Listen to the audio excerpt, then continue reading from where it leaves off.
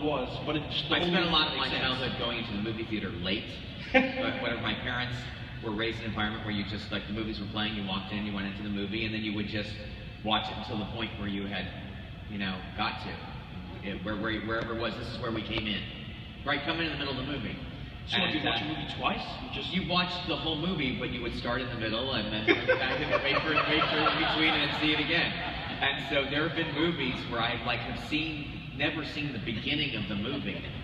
And sometimes you're in for you've missed a lot of the So you have no clue why the dinosaurs were in the park. That's what you don't even know. You're like, why the dinosaurs eating? You don't even know. But what I was going to say is, so your stomach for having this conversation and defining how respectful it's going to be, and who you're going to communicate with and who you're not going to communicate with, and how a fan, if you can remember being a fan for other things, sees what you're doing as a complete reality. And they may want to know how things work, but it's not a reflection of their intelligence, education, or anything. Their emotional reaction to it has to be respected. And so for me, it was a lesson in saying, like, it's the old, psychological, tool of, like, I hear you. I hear you. I don't know if you realize that you're really hurting my feelings, but I hear you. But it's funny that you say that, but I think that honestly, and I was like, whatever, is the biggest thing that social media, I find, has brought to the table, and that is, you realize that people have had and still do have an insatiable need to be heard. I think for years or centuries we've lived in a world where we don't know if we're heard, and now for once people go, I'm heard.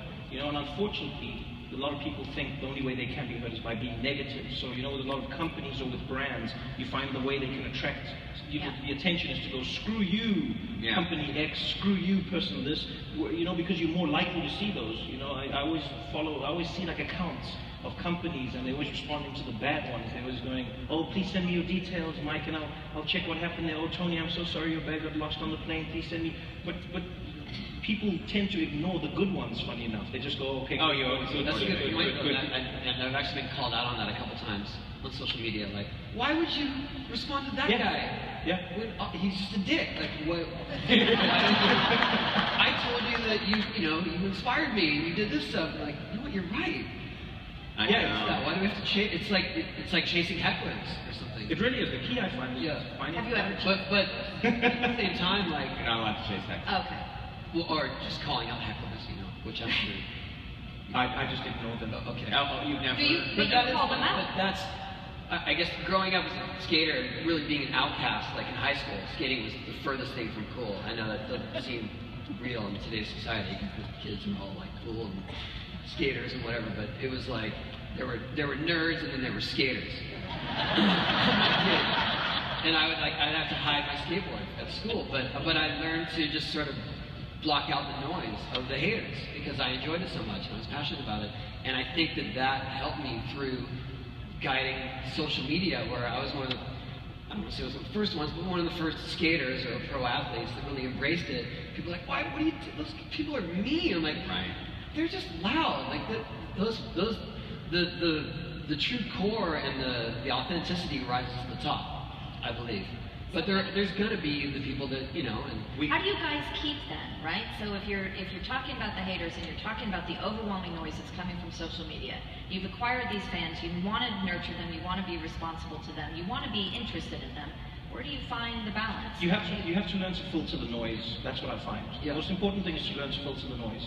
So, like, I've developed a weird speed reading for my social media. I can scroll through hundreds of messages, and I see all of them. Genuinely, I do. There's no day where I skip them. You didn't see mine.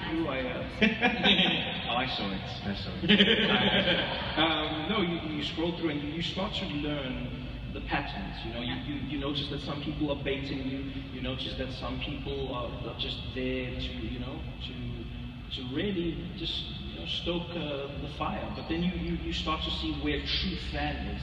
you start to recognize the difference between criticism and what we call hating, you know. Yeah. But you see the difference, and that's when you can attend to it. That's when you can go, okay, this is my fan. This is a person who's paid money for my product. Let me address them. Let me talk to them, and then you find